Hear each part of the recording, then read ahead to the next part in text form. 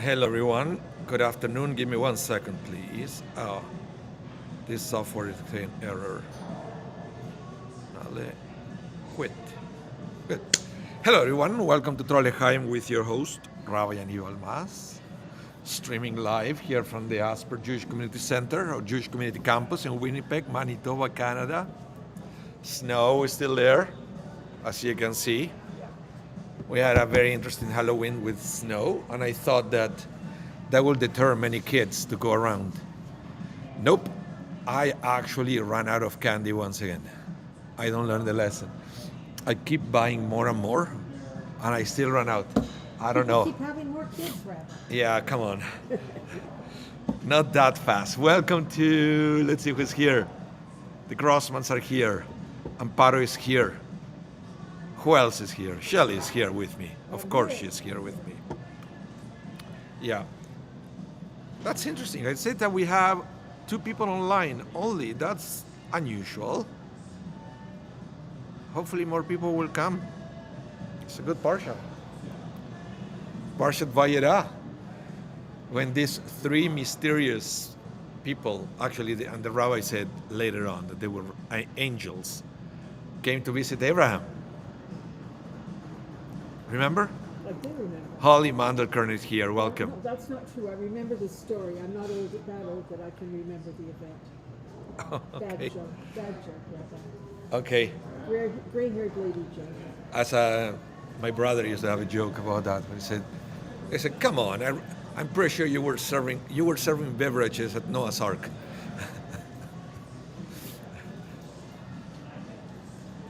Right, and he also used to say, when God said, "Let it be light," you already have a generator at There home. was one hell of a flash.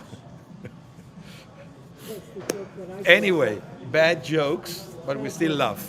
But Chris, you know, if you go into Rocky the New Pollack Testament- is here. Hold on, Rocky Pollack is here. The New Testament with the 3 wise men. 3 wise men. Yeah, we probably have 3 wise men among our congregants. At least we have That might Bill be- Wiseman, Alice Wiseman, and some other That wise. might be debatable. But these 3 men that went to visit Abraham, does everybody have a 3-angel story? Well, I don't know. The thing It's is, the anthropologist in me asking the question. there are a few things. So now let's start a little bit of Torah. David Grossman said, "We enjoyed the Latin American cantorial concert." Oh, you mean the song we put all together, the prayer for the soldiers. Thank you. Yeah, that was actually, I should give a shout out to my colleague Ari Litvak from Mexico, that he did all the editing with 50 cantors. And you know how difficult it is? He gets all the voices and all the videos, And and then you have to synchronize everything, and then not everybody is in tune. So he has to pitch correct every voice, one by one, 50 voices. He did it long hours overnight. He put it together in less than a week. Fantastic. Yeah, he was great. He had a little help, but When did you send that out? I sent it I don't not remember. this, a week ago. A week I'll ago. go back and look for And it. I'm doing another one with him, just a duet. So everybody stay tuned. There is another duet. It will be just me and Cantor Litvak doing it. And he's also in charge of the production, so hopefully it will come out soon. Okay? So, yeah, let's go back to this week's Parsha, when we have the 3 angels coming to visit Abraham. And the rabbis learn a lot from the theological point of view about angels. One of the reasons one of the ways how we learn that angels have no free will is from this week's Parsha. Because what happened is that we have the 3 angels come to visit Abraham. Yeah. One of the angels give him the news. Yeah. Hey, you're going to be a daddy. Yep. Remember, That's right. And he laughs because he thinks it's Sarah not possible. laughed, whatever. We are going to talk about that in a minute. But then the story continues, and it says the two angels went to Sodom to destroy Sodom and to save Lot. And I said, whoa, whoa, whoa, whoa. What do you mean two angels? How many were they? Three. What happened with the other one? Where is he? That's it. That was his mission, to tell Abraham Oh, that he so was, once the mission is completed, he because the angels vanishes again. are unidimensional. They can do only one thing. There are some angels, according. I don't want to go too much into it because I'm not an expert. But then the Kabbalah will expand this, and they will kind of map the angels. There are books that they actually map the angels, giving names and functions or positions or tasks. So what the Zohar and the Kabbalah will say is that there are some angels that they serve a single purpose and they're gone. And there are others that even though they serve a single purpose, it's always the same angels intervening. For example, the angels of healing is Raphael, Yeah. right? Those, Yeah, I think they call it yeah. archangels. Archangel. They have a higher level because it's always the same one, but they are unidimensional. Okay. All they can do is one single thing. Okay. There is always the same confusion with the Satan, the Satan. Yes. Is it a fallen angel? Is it a force opposite to God? Not at all. The Satan was created by God to be a pain in the neck, to put us obstacles so we can overcome the obstacles or fail. This is not the voice on your shoulder saying, It is. don't do that. No, it's the one that said, do it. But it's Okay, not, that's right. it's not a force opposite from God. It was sent by God to do that. Not a test. And if you don't like it, hey, don't shoot the messenger. Go complain to the boss. Okay, but that's the way it is, and that's the way the rabbis understand the world operates. We have angels. Some of them are what we consider good because we like the outcome. Oh my God. I'm sorry, guys. There is a problem with the camera here. I'm using the camera of the computer. If I do this, look at this. It recognizes some gestures, and I forgot to. It does some funny things. Ah, Yeah. Anyway. good gesture, Rabbi. Yeah. Don't Look. do it. If I do this, look at this. And it will. Anyway, it's a new thing for the Mac computers, if you want to know. So I apologize in advance if you see some of these crazy things going around. It's not me doing it. It's a Mac. Okay. It's called the FaceTime camera. It has some reactions. censored. Some reactions. Anyway, so this is what happened with the angels, and we are going to see angels in this parsha. But there is something else that we learn about the angels, and is that Abraham didn't recognize them as angels. He described them as people. So, funny thing, if Abraham, a prophet, couldn't recognize them as angels, what about us? For sure not. What about us? Do we have people around us that they're actually angels and we don't know? Angels in disguise. Could be. So could you become a temporary angel in the sense that God removes your free will for you to do something and then poof is back? I don't know. Because this story gives us some answers about the angels, but they open up for other questions. I don't want to go there now, but think about it, right? Or it could be that you meet someone by chance, and that person has a profound effect upon you, depending on whether you meet them for 10 minutes or 2 Yeah. hours, and then they disappear from your life, and you have no idea where they were. Correct. That could be an angel. You can have somebody interacts with you and they disappear. Absolutely. So let's start with today's class. And I have a few things to share with you. And before we start with the story of the angels itself, I want to share with you something very interesting that happens in this parsha. And I just shared this story with the Choosing Judaism class on Sunday, and they were a little shocked. You'll see why. Okay, let me read it first, then we talk about it. Okay, goes like this. They say to him, they are the angels, him is Abraham. Where is Sarah, your wife?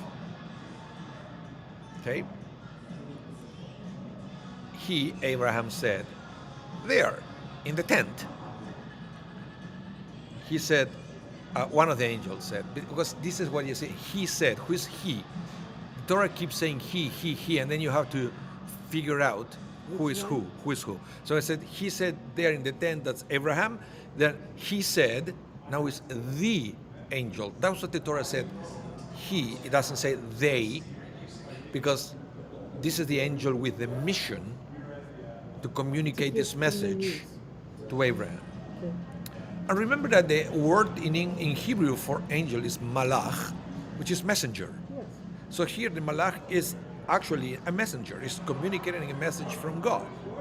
Right. Okay, so he, one of the angels, we don't know which one, said, I will certainly return to you around this time next year, and Sarah, your wife, will have a son. Okay? It's almost like also he's coming back to follow up, right? Yes. Now, Sarah heard him from the entrance of the tent behind him. Okay? And she starts to laugh. And anyway, if somebody writes this in this day, they will say, this is so sexist, right? Portraying the woman listening from behind the door. And this was caught by the rabbis in the Talmud. And it's sad that they kind of make a joke about it. They make a joke about it, saying, now we understand why women listen all the conversations. It's written in the Torah. We don't talk too much about this, but the rabbis had this dark humor, or sometimes like a inappropriate humor. Okay? I won't say anything. Don't say anything. I won't say anything. And don't listen from behind the door. No. No, let's continue. Okay? So Sarah heard him from the entrance of the tent behind him. Abraham and Sarah were old, advanced in years, right?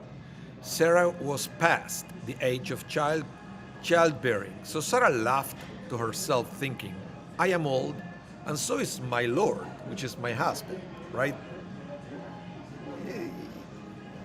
I am to have pleasure again.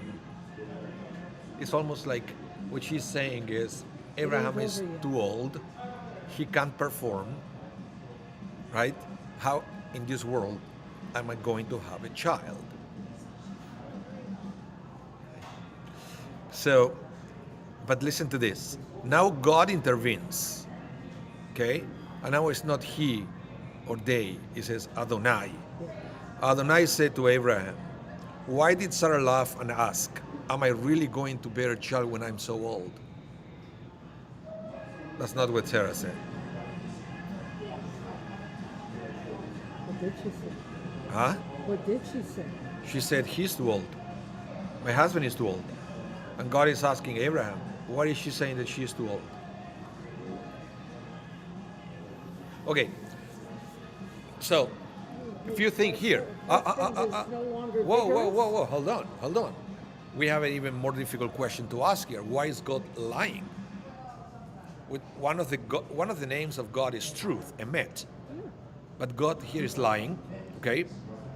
Well, what does he know that I don't know? Well, and it looks like Abraham Sarah laughed, right? And she was loud. And Abraham said, why is she laughing, right? So the rabbis understand that created, right out of the bat, a tense situation. Between the two of them. Between husband and wife. And now God is intervening to restore the peace in the home. Shalom Bayit. That's why this week's class, and if you see online, I named it Shalom Bayit, because I believe this is a huge part of this parsha, Shalom Bayit. Okay? So let's continue, because it's a very interesting thing, and the language that the Torah uses is extremely important here. Okay? So And yes, before I go to the next slide, God lies here. Because that's not at all what Sarah said. Okay? So let's continue. And I want to say that I'm going to the Midrash now, Midrash Rabbah. Is he really lying, or is he saying, what she really means, or what I really mean? Doesn't matter, that's not what she said. Okay. Because if I have to repeat word by word what she said, I would say, well, she's laughing and saying that you're too old, dude. Okay. Got it. Okay? Yep. Now, Midrash Rabbah. Bar Kapara said, great is the cause of peace. Okay. For even scripture itself spoke untruthfully. So basically, the Torah allowed the lie. Okay? It's interesting, he doesn't want to use the word lie, it's untruthfully. In order to preserve peace between Abraham and Sarah. So, the question is there somewhere in the Torah a commandment saying you shall not lie? I ask everyone at home as well. Do you remember any verse in the Torah, or any commandment in the Torah saying you shall not lie? Because if so, then God is breaking his own commandments. It's an open question. Please feel free to use the chat to answer that. Isn't there something about thou shalt not bear false witness? No. I'm asking, is there a specific commandment? You shall not lie. Is one of the 613, yes or no? I don't know. I can't remember, but I honestly don't know. Anyone at home? Randy. Oh, okay, let's see. Michael Legov says, not really. Randy said, no, there is no such a commandment. Anyone else? Rocky Pollack. The question did not have a truth value. It was just Hashem having Socratic dialogue with Abraham. Socratic dialogue. You're Rocky. Good for you, Rocky. Okay. So, but what about this thing about bearing false witness? Isn't that someone in the 613, or is that in the other book? I'm going to answer the question right now. Okay. Okay, but for that I have to go to the next slide, and you will see what is the commandment in the Torah. Okay, there is a commandment: you shall not lie, but there is always a but. The Torah says, keep far from lying. That's a commandment, and it's from Exodus 23:7. It's usually understood that you shall not lie. In fact, some of the translation of the Torah will say you shall not lie. Period. But the Torah says keep, the Hebrew, the literal translation is keep far from lying. Okay? The rabbis make a point of teaching that the text says keep far from lying and not do not lie. They explain that there are times where lying is acceptable. This usually involves, number one, making peace. Like from Abraham and Sarah, God intervened, and a little lie there. Or at least he didn't tell all the truth. Because she did say at one point that we are both old. Yes. But he ignored the second part, right? Number two, protecting someone's life or property. Can you imagine if somebody breaks into the house and says, hey, a terrorist is chasing after me. Please protect me. Next you know, somebody else knock at the door, bearing a gun. I said, hey, do you have anybody in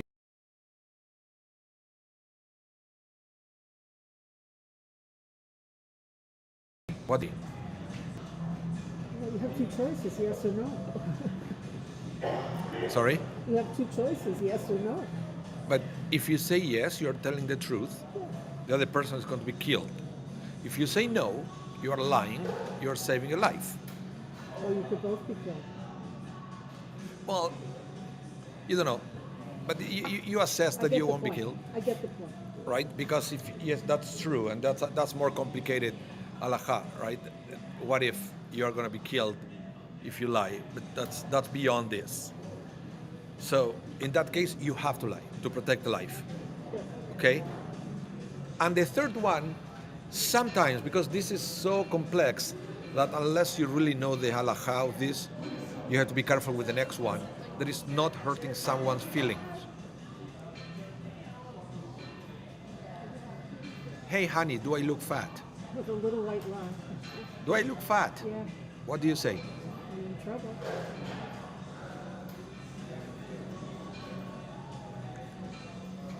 Hey honey, how's my new tie? Do you like it? I just spent all my savings on it. It's terrible. But why would you say? You think you love it. It's very, well, so then you're in trouble depending on how you answer positively, So what do you say, guys, at home with these two questions that I It's just... either gorgeous or it's very nice. These two questions that I just shared with you, what do you think? If somebody asks you, hey, how is my dress? Well, you're damned if you do and you're damned if you don't. Do you like my new hairstyle? The rabbi is very becoming. What do you do? Do you tell the truth of what you think? You have to be nice. You can't be cruel. Yeah, You can't be cruel. it's like the joke, hey, I just came back from the salon. Was it closed? Okay. You can't be cruel. You see, I think nobody wants to answer the question, I guess, eh? Rocky Pollack said, but you aren't damned. That's the point. Anyway, so I guess I will leave that question open, okay? Because this is the case when the rabbi says sometimes you don't want to hurt somebody's feelings. So it's not that you're lying, but you're keeping away from The little white lie. a little, yeah. The little white lie. Some people are better than others at doing that, but those are the only three exceptions. And I read once they are actually writings of halacha about this, and you have to be very careful when you do it. Okay, you have to be very careful. Yeah, Holly Mandelkern said, "Tell the truth, but tell it slant," and that was said by Emily Dickinson. Yes. Emily Dickinson. Okay, so let's move on. Just this goes for all the courageous people in the chat that want to take a stand. Lest somebody else is reading over their shoulders. Okay, let's continue with the next one. Okay. Let's go back to what God did. Okay? The little lie here. I'm going to read for you the opinion of Rabbi Chaim Leib Shmulevich.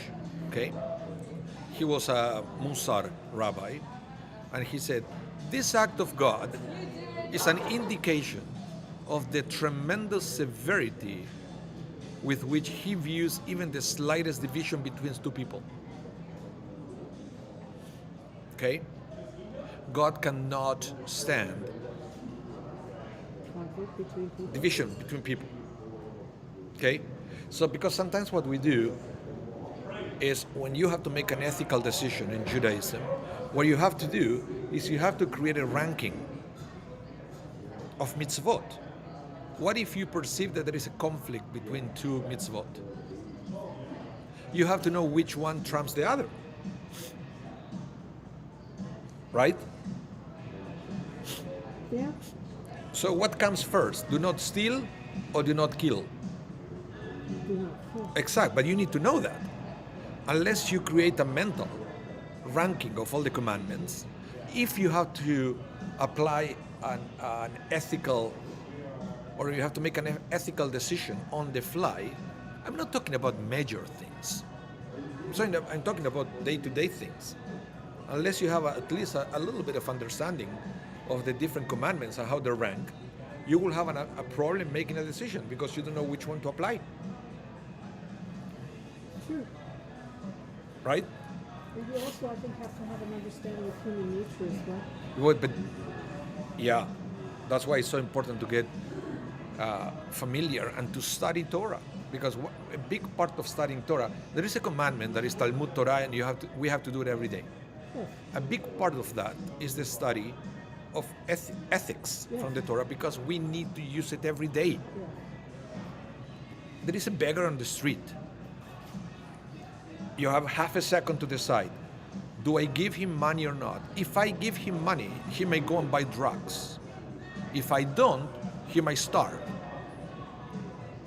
Whoa. You understand that you have different We do. We do. different principles at odds there, right? We make these value judgments almost every day on So- the street. Yeah. for So sure. there are some people that they will say, and that there are campaigns in Winnipeg that say, don't give money, come here, pick up, it's a chip that you give them, they will give them access. You can buy them before them, we'll give them access to a shelter and thing. There are many attempts, right? But you can understand how complex life could be and how much easier it will be if we can understand a little bit more about these ethical things. I never know Okay. what to do, so I keep a little box of energy bars in the car Yeah, and but give one out. yeah, but different people have different solutions. Some people have. I'm not sure that's always the right thing to No, do, no. but it's better than saying no. I've seen people that they will never give money because that I'm saving the person's life by not giving money so they won't overdose. And some other people will say all the opposite. No, you give money because I'm pretty sure. He needs to buy food, he But, needs yeah. to be warm. So, but I don't want to open up the conversation, but you will have to understand that that's why we have different things. So going back to the class, preserving the peace between two people, how high does it rank? Number one.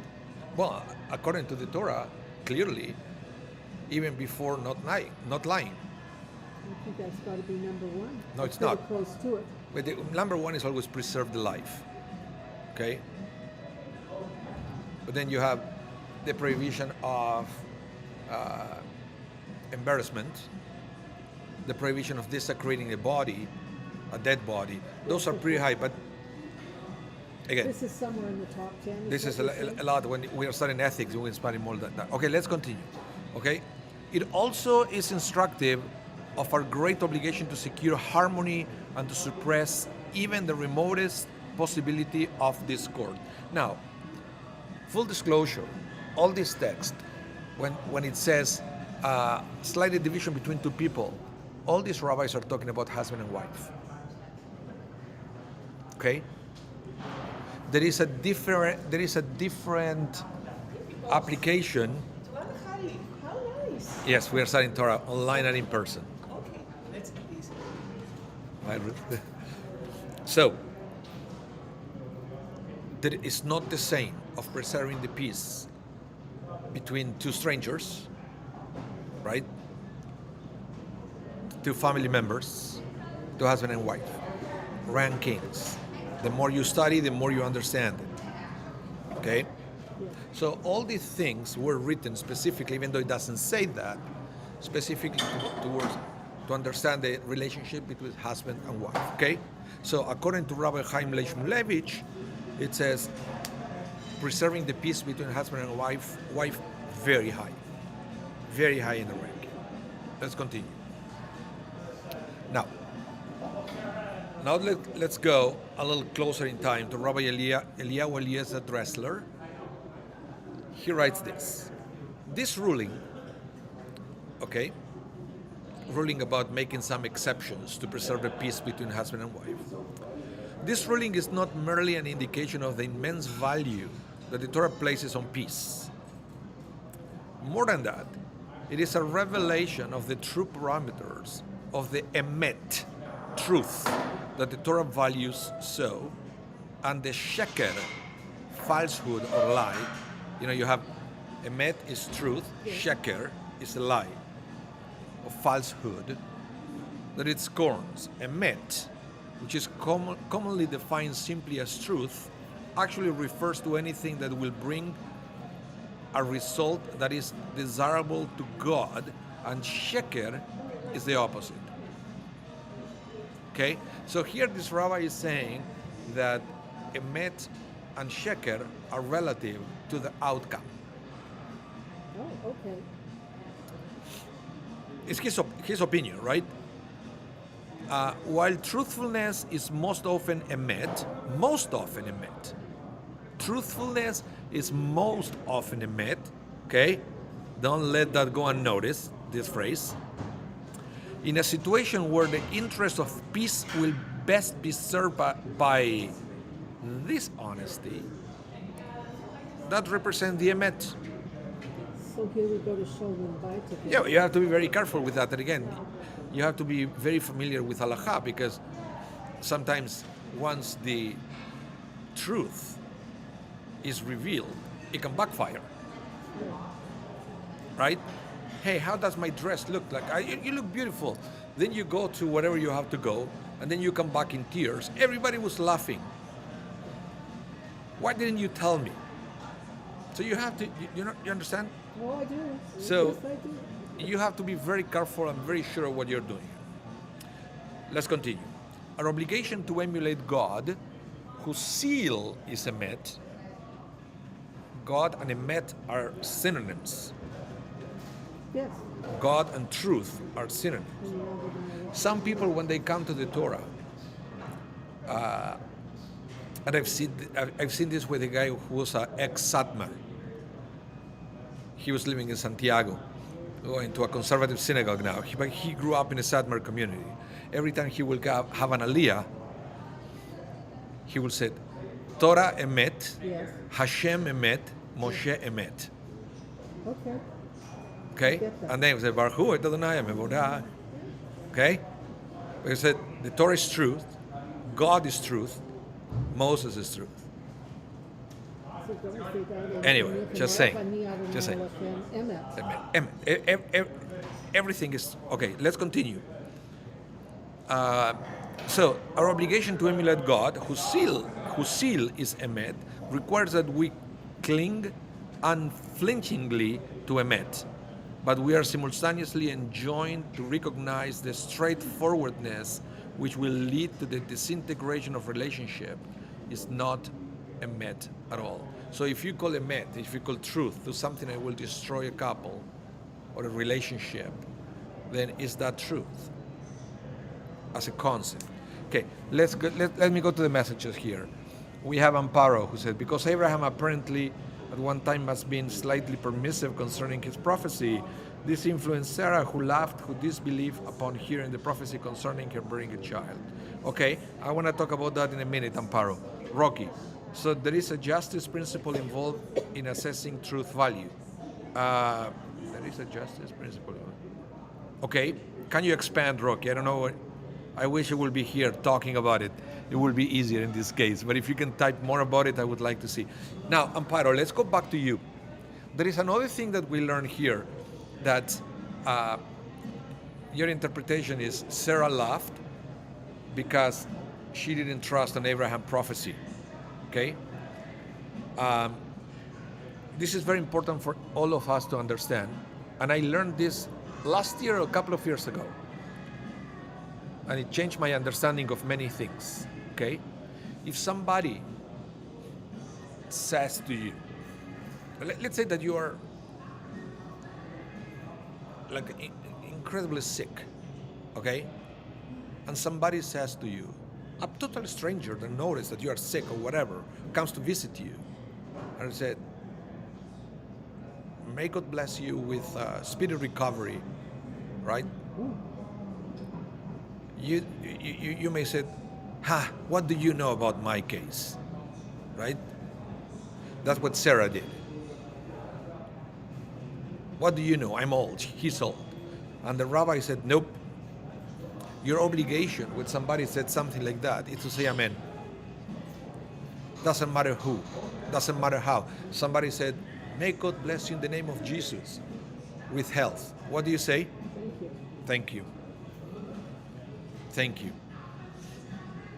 You don't know, maybe the person was an angel who came to give you good news, and then poof, it's gone again or whatever. Because we don't always recognize angels. Because it came with a good intention. And your obligation is every time somebody comes with a good intention and gives you a blessing, doesn't matter what it is, you say amen. That was Sarah's failure not to do that, but now we can learn from her mistake, because God gets upset. Why is she laughing? She should be saying amen. Right? Let's see here. Rocky says, truth consists of more than facts. It includes some judgments of what is best at the end of the day. Yeah, I understand now. Thank you, Rocky. Michael, Sarah laughed because she was post-menopausal and wasn't aware that God had promised a child to Abraham. Kind of. But it looks like the Torah says that she was post-menopausal. But when she laughs because saying Abraham can't perform anymore. Yes. Okay? That's the funny thing here. Yes. She doesn't say anything about her inability. But that's her way of getting back. It's Or maybe it's easier to blame another. I don't know. But I want you to understand I get this. it. The big mistake of Sarah was laughing instead of saying amen. And this is the same mistake that we make with somebody. You have financial difficulties and somebody will say, oh, don't worry, everything is going to be okay. And you say, what do you know about my finances? Whoa, all you have to say is amen. From your mouth to God's ears. people make judgments. If somebody says, oh no, everything is going to be okay, Yeah. instead of saying, that's impossible, you say amen. Yeah. That's the right Jewish attitude I agree. when somebody comes with a blessing to I you. agree. And we learn it from here. Amparo Goldman is... What are those faces, Amparo? Please explain to me those icons. I want to know. Starburst Solaris, Sarah's attitude was carnal, not spiritual belief. Yeah, she kind of failed spiritually at that point. She failed spiritually, but I don't know, I'm trying to sympathize with her because she got frustrated for so long, right? Waiting for the child that never came. And we all, after a while, start failing. It's very difficult to stay in faith for that long. That's right. Very difficult. Praying for something that isn't going to happen. And I think it's there also Or can't happen. to give us a message of hope. Say, look, Sarah failed. Nothing is impossible. Sarah failed. Don't be too harsh on you. Right? She failed. And she was married to a recognized prophet. Somebody who spoke to God every day. Anyway, let's continue. But was he a prophet then? Yeah, he was a prophet. He was recognized. Actually, the first time that the word Navi, prophet, is mentioned in the Torah is when the people of Canaan recognized that Abraham was a prophet. He was kind of, what's the word? He was Blessed? not blessed. Let's say he was recognized as a prophet by the people of Canaan. I always thought that he didn't become a prophet or wasn't recognized as a prophet Look. until he went from Avram to Abraham. Yeah, no, but he was always.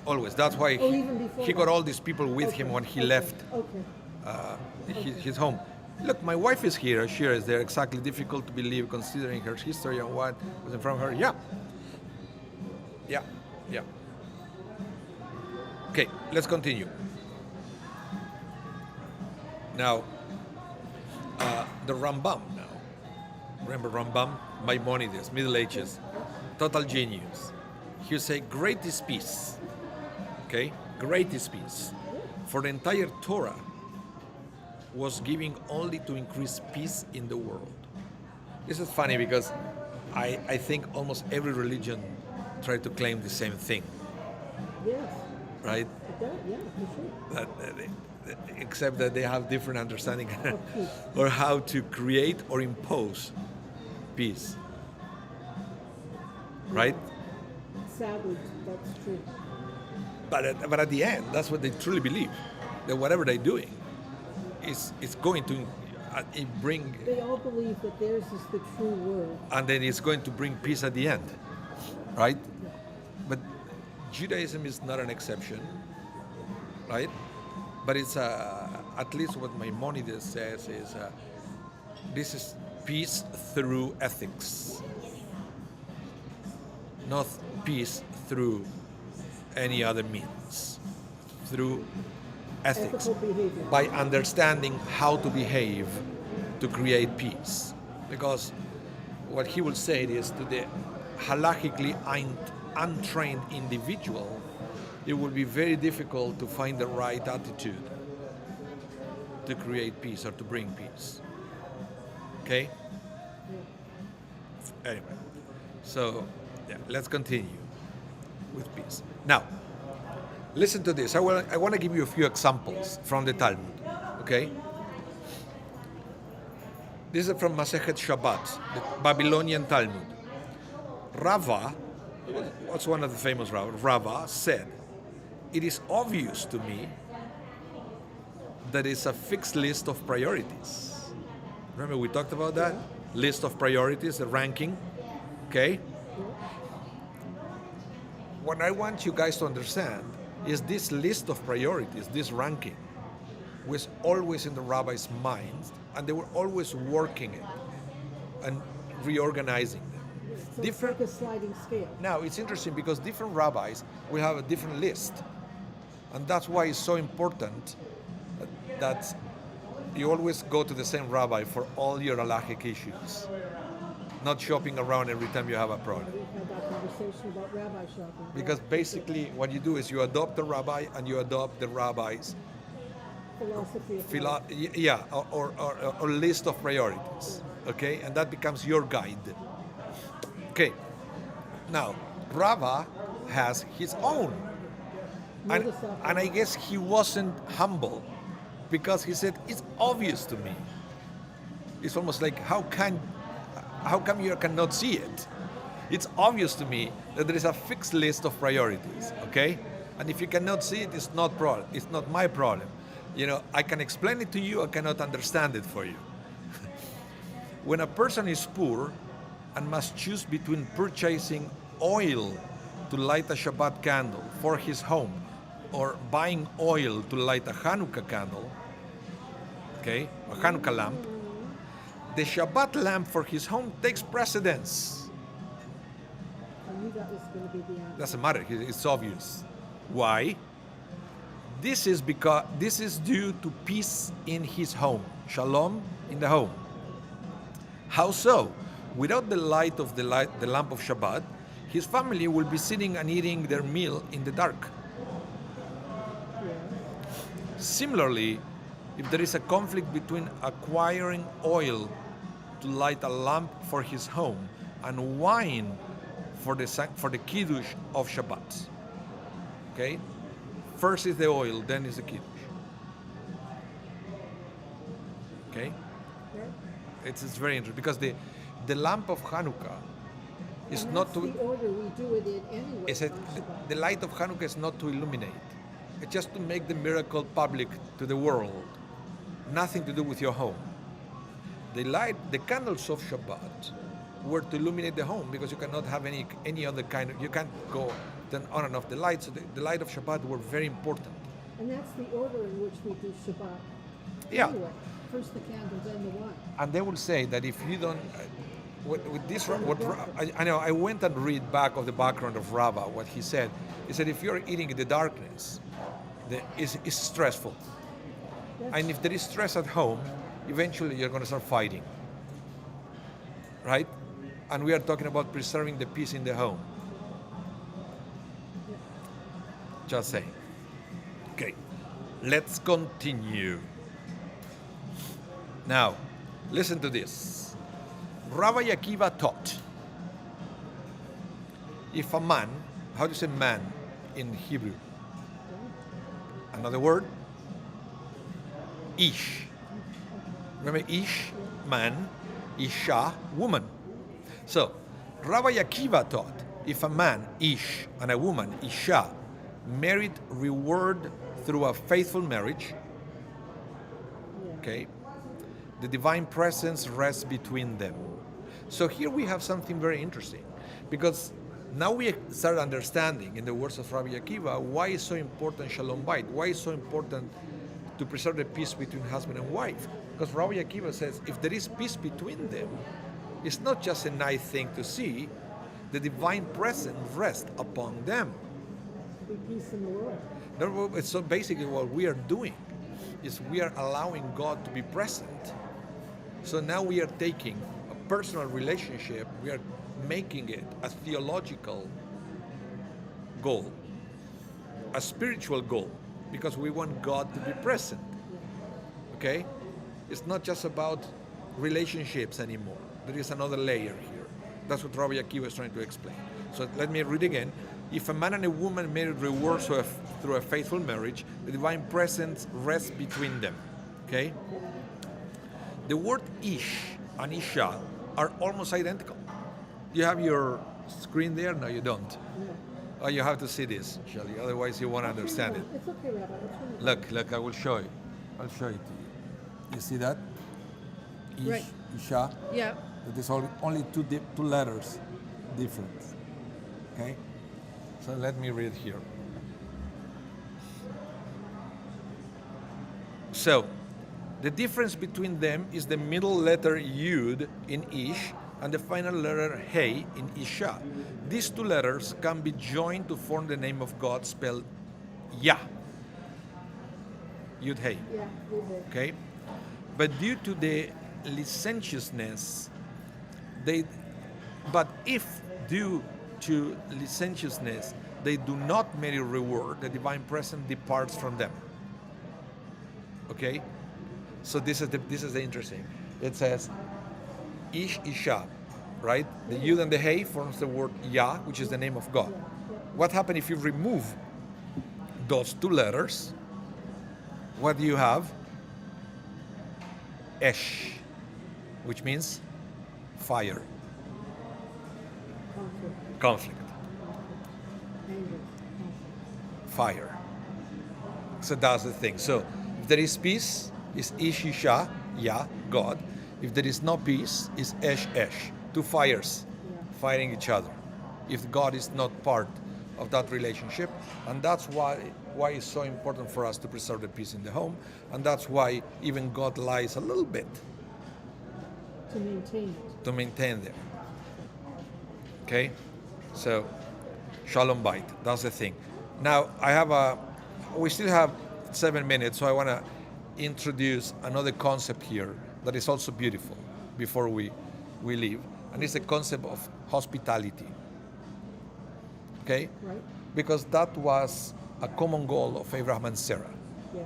If there is something that they were famous for, was hospitality. Look what happened with the 3 angels who came. Hey, come in. Let Come me. in and rest. I will prepare a feast for you. And actually, it's interesting because they over-delivered. They said, "Come to eat a little bit of bread and drink a little bit of water," and then instead they put a feast for them without telling them. People usually do the opposite, right? They promise big, they deliver small. Abraham promised small, delivered big. Okay, but let's read this text. It says, Adonai appeared to Abraham by the oaks of Mamre. He sat at the entrance of the tent during the heat of the day.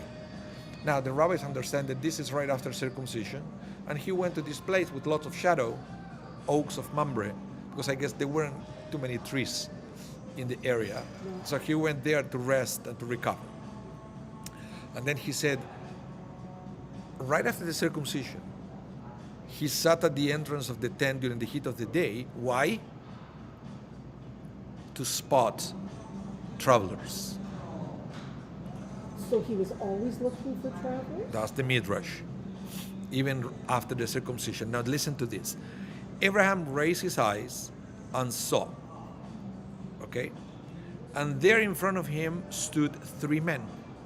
Doesn't say angels, 3 men.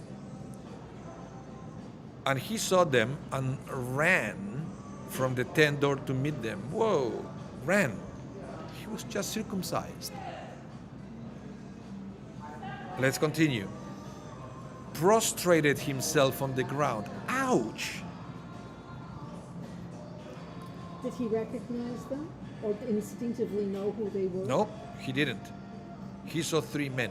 That's why the Torah is so specific. It was saying not malachim, okay? Anashim. Okay? Anashim. And said, my Lord, if I have found favor in your sight, please don't leave your servant. Please do me the favor and come to my place. I don't want somebody else to invite you over. Has to be me. But you see how amazing it is right after the circumcision he did this? But there is something else that we have to understand here.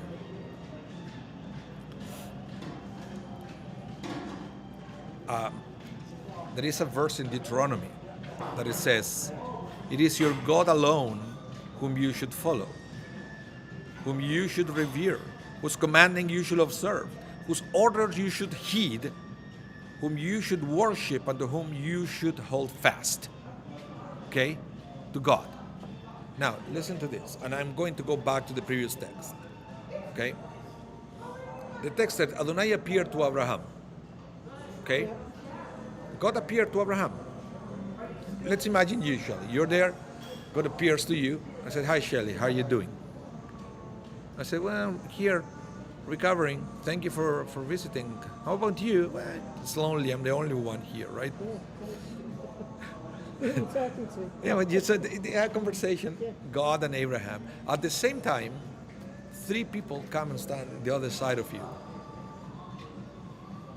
Will you say to God, Excuse me, I have to go get this yeah, paper. can you come in a few minutes? I have these 3 strangers who I don't know them, right?